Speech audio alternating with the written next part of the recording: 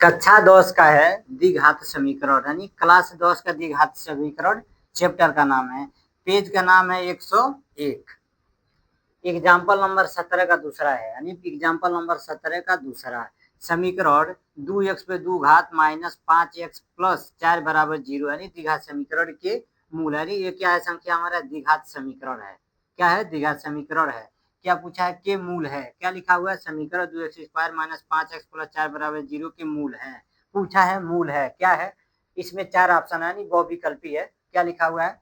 पहला ऑप्शन जो दिया है वास्तविक कामा समान, दूसरा दिया है वास्तविक नहीं, तीसरा है वास्तविक कामा असमान, चौथा है इनमें से कोई नहीं। तो हम क्या करेंगे, जो हमारा दिया गया सवाल है उनको हम हल करेंगे। जो हमारा आंसर आएगा इनमें से जो विकल्प में आएगा वही आंसर सही हो जाता है। लिखेंगे हल। हल लिखेंगे दिया गया द्विघात समीकरण, द्विघात यानी द्विघात समीकरण हमारा जो है वो दिया हुआ है। लिखेंगे, बराबर का चिन्ह दे देंगे। सवाल है हमारा 2x पे 2 घात माइनस 5x प्लस 4 बराबर 0। हम उनको क्या करते हैं, द्विघात समीकरण है तो इसकी तुलना हम क्या करते हैं, लिखेंगे इसकी तुलना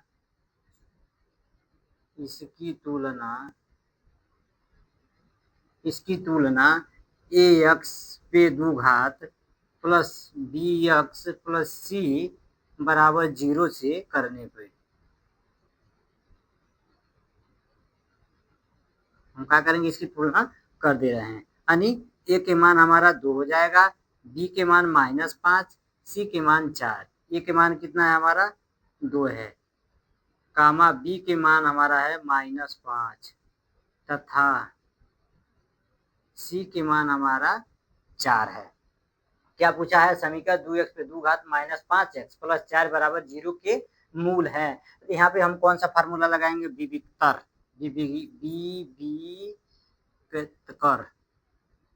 विविक्तर डी बराबर, हम इनको क्या करते हैं, डी से परिभाषित करते हैं, डी बराबर होता है बी पे 2 घात माइनस 4ac।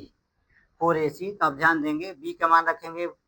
अब क्या करेंगे, इसमें इस फार्मूला में विविक्तर डी बराबर 20 पर माइनस 4ac, हम इनमें क्या करेंगे, मान रखेंगे। यहाँ पे दे देंगे बराबर का चिन्ह, डी बराबर हम लिखेंगे, बी के मान हमारा कितना है -5 पे 2 घात -4, ए के मान हमारा कितना है 2, सी के मान है 4, सी के मान कितना है 4। यहाँ पे बराबर का चिन्ह दे देंगे, डी बराबर लिखेंगे -5 पे 2 घात है तो लिखेंगे -5 गुणे -5, क्वेश्चन हो जाता क्योंकि माइनस है। अब ध्यान देंगे 2 चौको कितना होता है 8, और 4 में गुणा कर देंगे तो 8 चौको कितना हो जाएगा 32। लिखेंगे डी बराबर -5 गुणे -5 है, माइनस से माइनस में भाग देंगे या गुणा करेंगे तो प्लस हो जाएगा। अब 5 पचे कितना होता है 25, माइनस 8 चौके कितना हो जाएगा 32।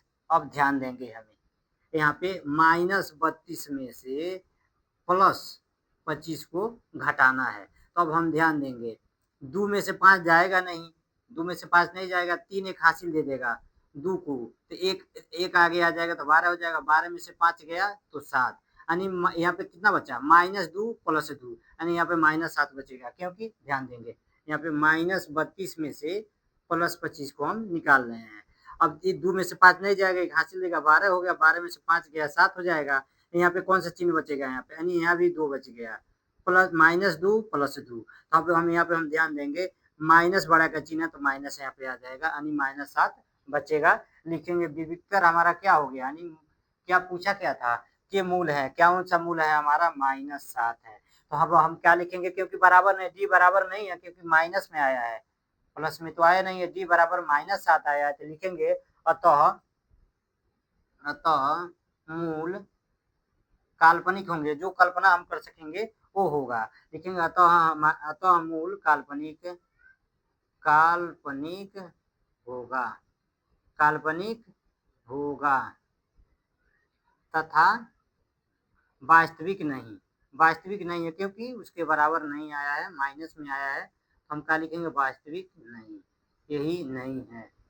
ये नहीं है, वास्तविक नहीं है शब्द कहाँ आ रहा है? ध्यान देंगे इनमें से कौन सा विकल्प सही है? ऑप्शन नंबर बी सही है। लिखेंगे अतः मूल काल्पनिक होगा तथा वास्तविक नहीं है। यहाँ समझ लीजिए कि ऑप्शन नंबर हमारा कौन सा सही है? बी सही है, ये हमारा आंसर हो जाता है।